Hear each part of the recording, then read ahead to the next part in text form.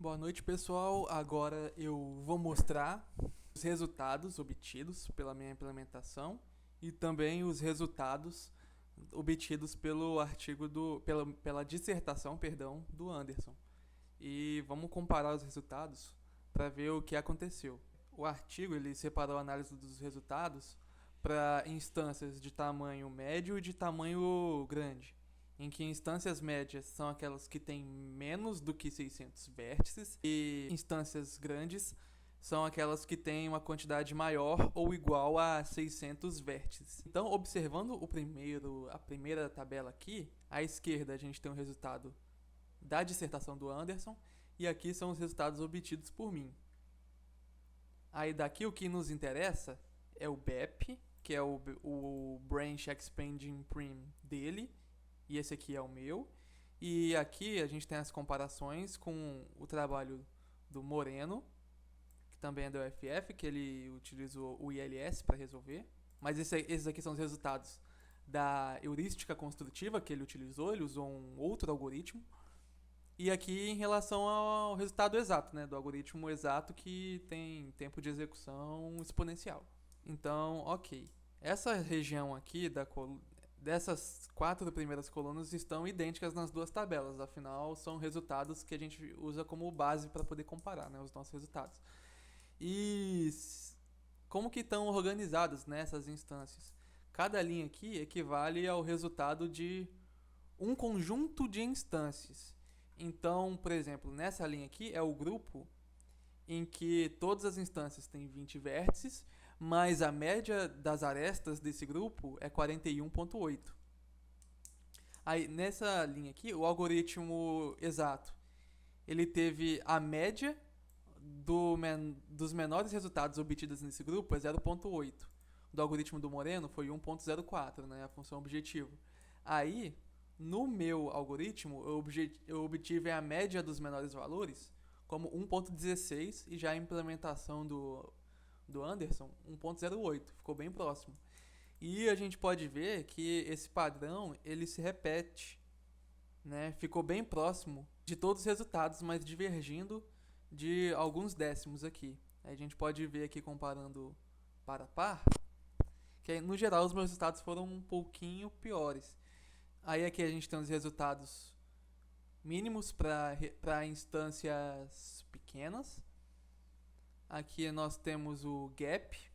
No gap a diferença acabou ficando um pouco maior, né? Porque no cálculo, se você varia um pouco decimal, o gap acaba aumentando um pouquinho mais devido à natureza do cálculo feito, né?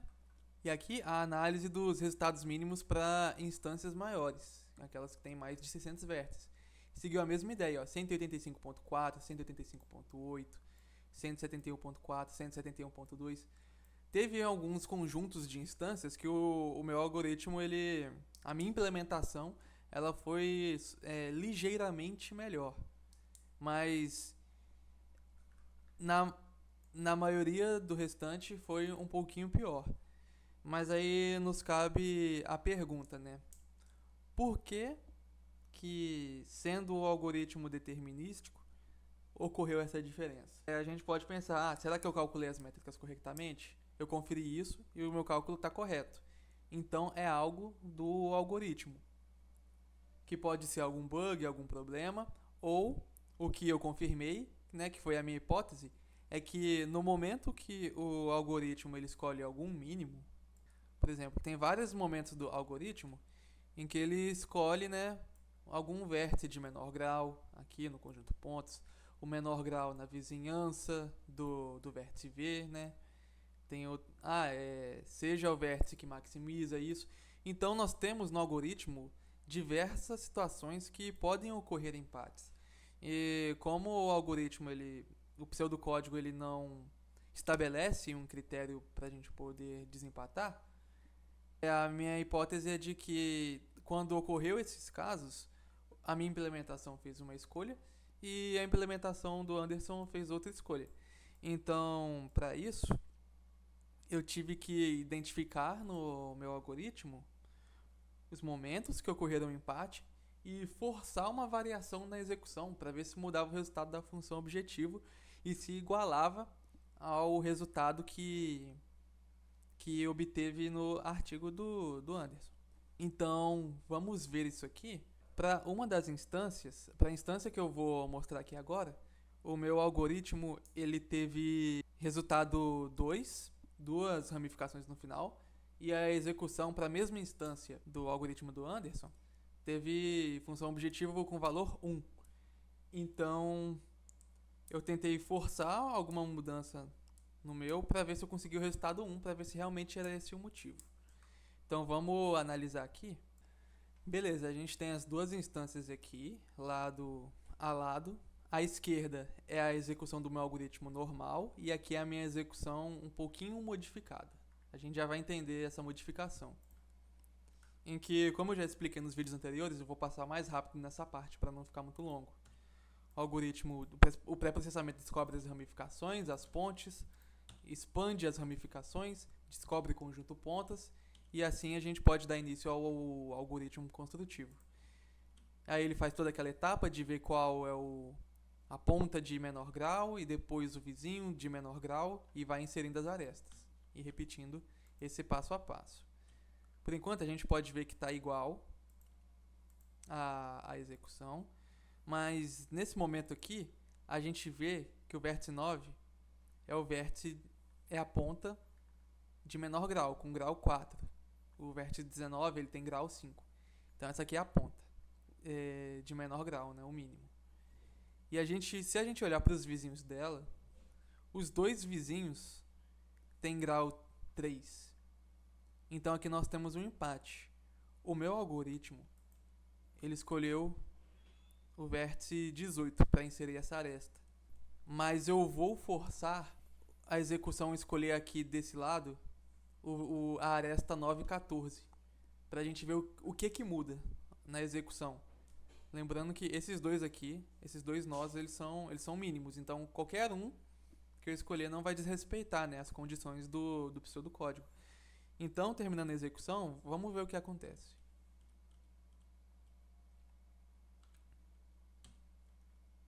Aqui aconteceu, né, igual a gente já viu no vídeo anterior.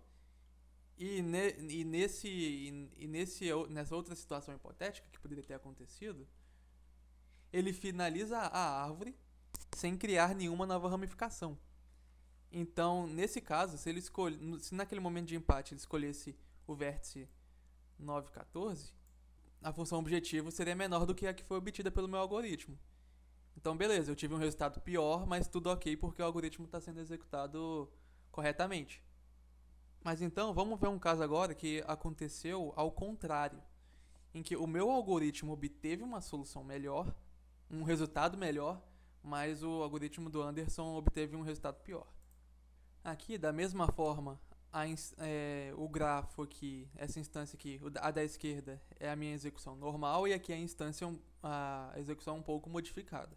Então, executa o mesmo passo a passo do pré-processamento, identifica ramificações, identifica pontes, expande as ramificações, identifica o conjunto pontas, e aqui a gente já pode começar a execução do construtivo, seguindo aquele passo a passo já explicado. Aí nesse momento aqui, a gente pode ver que o vértice de menor grau, grau 1, 2, 3, 4, 1, 2, 3, 4, todos aqui empatam, mas o meu algoritmo aqui nesse momento, ele escolheu o vértice 0. Aí vamos olhar para os vizinhos do vértice 0. A gente tem o nó 1, que tem grau 1, 2, 3, 4. Nós temos o nó 8, que tem grau 1, 2, 3, 4. E temos o nó 16, que também tem grau 4. Então a gente tem um empate triplo aqui. A minha implementação acabou escolhendo o vértice 8. Já com a modificação, eu forcei para ele poder escolher o vértice 1. Então vamos ver o que acontece a partir daqui se a gente executar o algoritmo.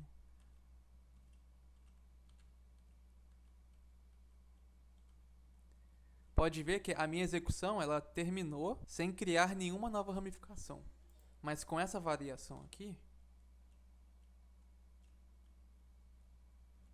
ela chegou no caso em que o meu conjunto pontos é vazio e o algoritmo vai ser forçado a escolher uma ramificação. Que aí, nesse caso, usando aquela métrica C de V, ele escolheu o vértice 1 para se tornar uma ramificação e terminou a execução com a árvore dessa maneira. Assim, assim a gente obteve o resultado do artigo do Anderson, que para essa instância ele teve uma função objetivo com valor 2, mas o meu algoritmo, a minha implementação, respeitando o algoritmo, obteve um resultado menor, justamente por causa de uma escolha diferente no momento que deu empate. Então a gente pode ver que a diferença nos resultados se deu por esse motivo, por escolhas diferentes em momentos de empate. Então, para isso, para a gente observar mais esse fato, aqui eu levantei um resultado aqui, que basicamente o que acontece. 138, essa tabela está dizendo o quê? Em 138 instâncias, os resultados da minha implementação foram melhores. 193 foram iguais e 194 foram piores. Como teve mais execuções que o meu deu pior, isso fez com que a média ficasse um pouquinho mais alta. E aqui a gente tem a divisão, né, desses totais aqui em categorias, né, das instâncias médias e grandes. Eu calculei essa outra tabela que a gente vê a diferença entre as funções objetivas encontradas para cada instância. A gente pode ver que 193 tiveram diferença zero, comparando da minha implementação para a do Anderson, que bate, né, claro, né, com esses 193 aqui, 193 iguais. Em 216 instâncias, deram um resultado de 1 na função objetivo, 1 para mais ou para menos. 77 deram diferença de 2 nós na função objetivo e assim por diante. Então a gente pode ver por essa tabela que a diferença final nos resultados foi bem pequena. Então, apesar de eu não conseguir chegar no resultado final dele aqui igualzinho, foi bem próximo e está respeitando o algoritmo. Basicamente é isso. Aí agora a próxima etapa do trabalho é implementar o PageRank, implementar o cálculo do PageRank na nossa classe grafo, para a gente poder trocar a métrica de cálculo, né? Que ao invés de usar o grau, a gente vai usar o PageRank daquele nó para determinar fazer escolhas na nossa heurística. Então, muito obrigado por assistir.